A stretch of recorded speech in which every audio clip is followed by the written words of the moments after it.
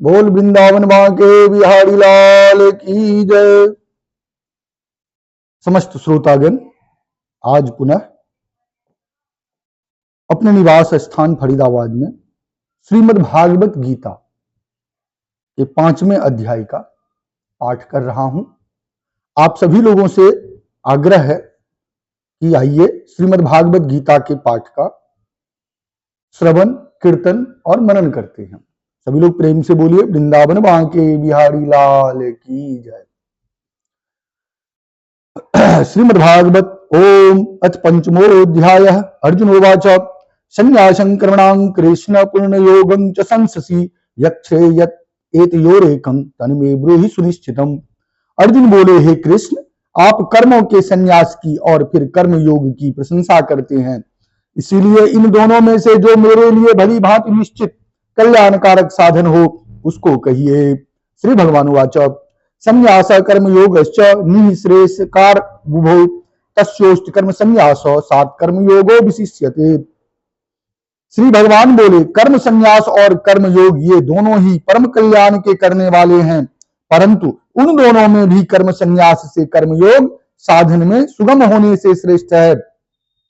ज्ञेयः स नित्य संन्यासी यो न द्वेष्टि न कांक्षति निर्द्वंद्वो ही महाबाहो सुखं बंध्यात्म मुच्यते। हे अर्जुन, जो पुरुष न किसी से द्वेष करता है और न किसी की आकांक्षा करता है, वह कर्मयोगी सदा सन्यासी ही समझने योग्य है, क्योंकि राग द्वेषादि द्वंद्वों से रहित पुरुष सुख पूर्वक संसार बंधन से मुक्त हो जाता है। सांख्यो योगो पृथक बाला प्रवदन्ति न पंडिता एकमप्या स्थितः सम्य गुभयोर बिंदते फलम।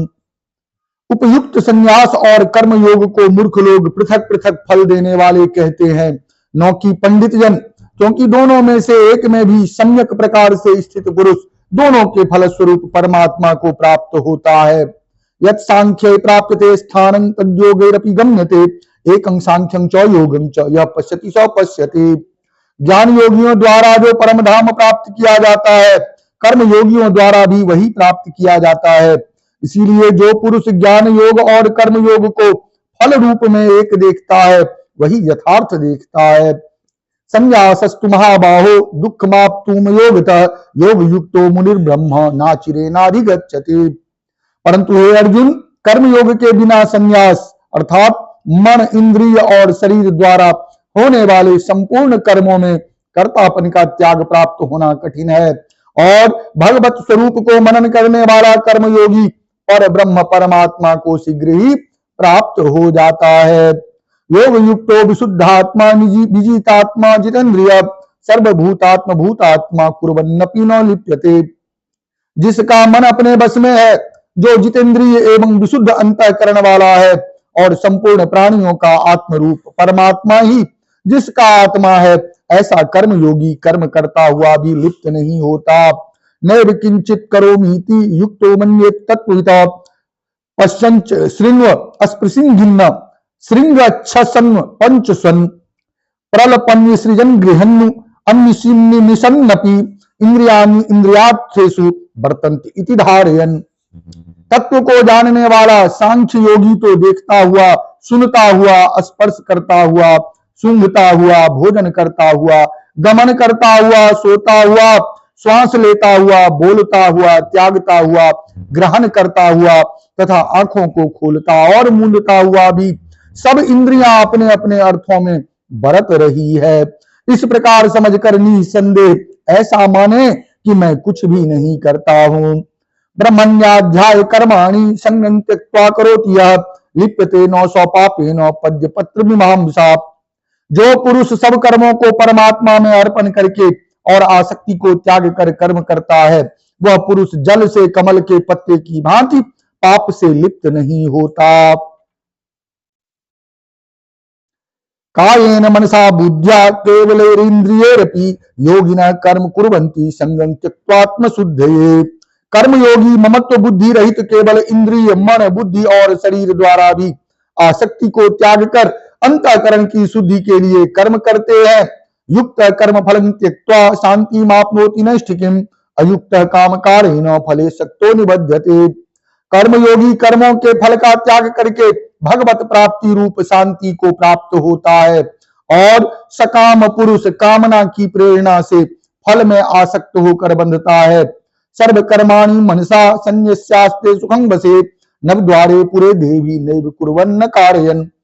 अंतःकरण जिसके वश में है ऐसा सांख्य योग का आचरण करने वाला पुरुष न करता हुआ और न करवाता हुआ ही नव द्वारों वाले शरीर रूप घर में सब कर्मों को मन से त्याग कर आनंद पूर्वक सच्चिदानंद घन परमात्मा के स्वरूप में स्थित रहता है।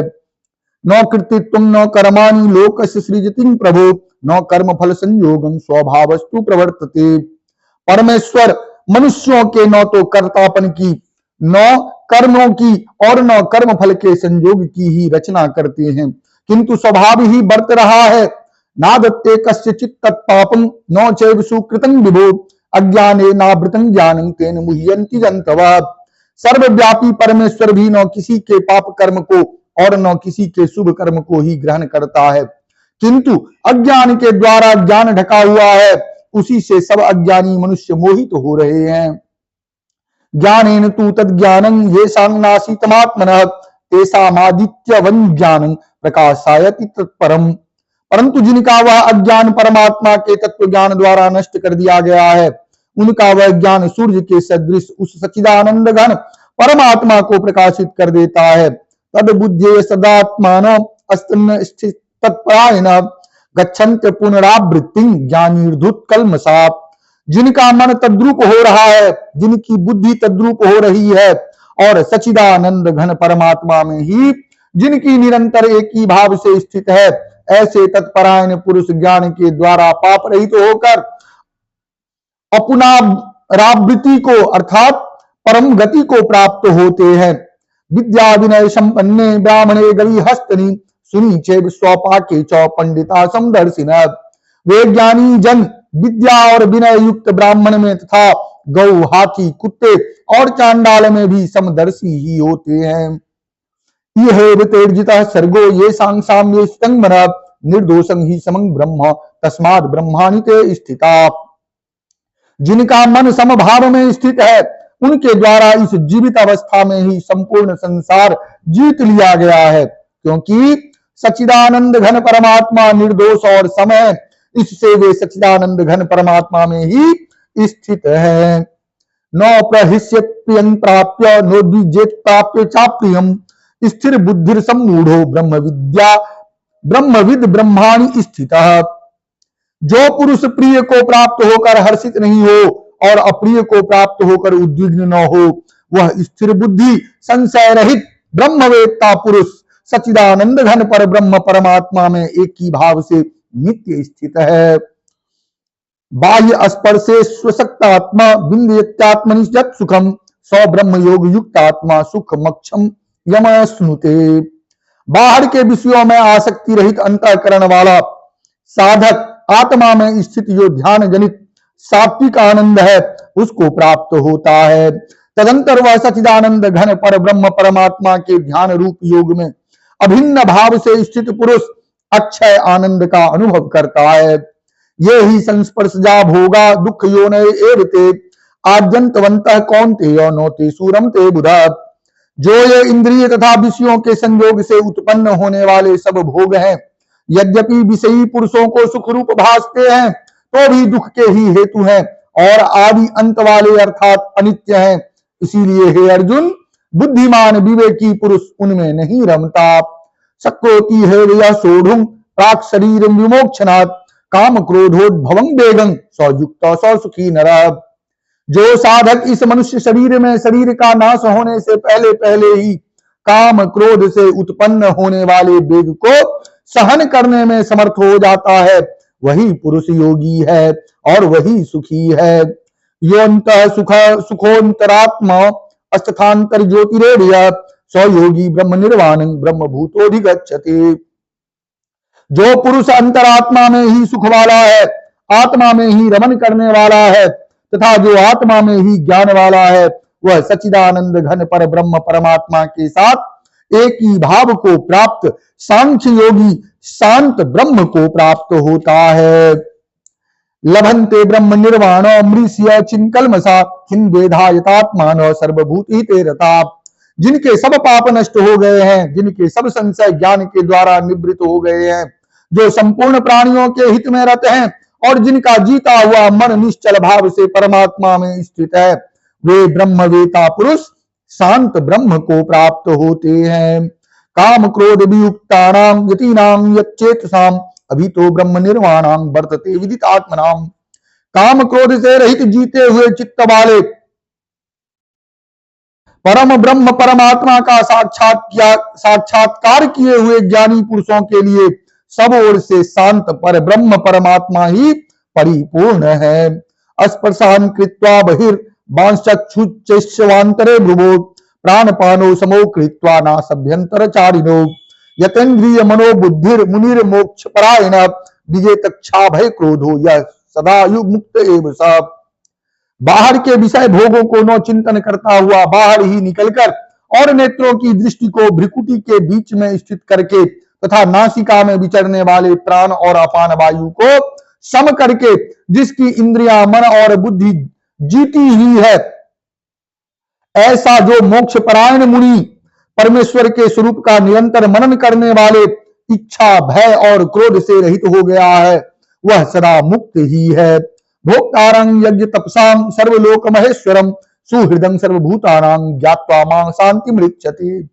मेरा भक्त मुझको सब यज्ञ और तपों का भोगने वाला, संपूर्ण लोकों के ईश्वरों का भी ईश्वर तथा संपूर्ण भूत प्राणियों का सुहृद अर्थात स्वार्थ रहित दयालु और प्रेमी ऐसा तत्व से जानकर शांति को प्राप्त होता है। ओम तत्सदिति।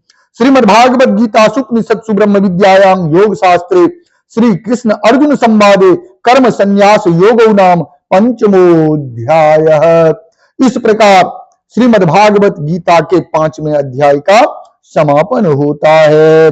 सभी लोग प्रेम से बोलिए वृंदावन के बिहारी लाल की जय। श्रीमन्नारायण नारायण नारायण श्रीमन्नारायण हो श्री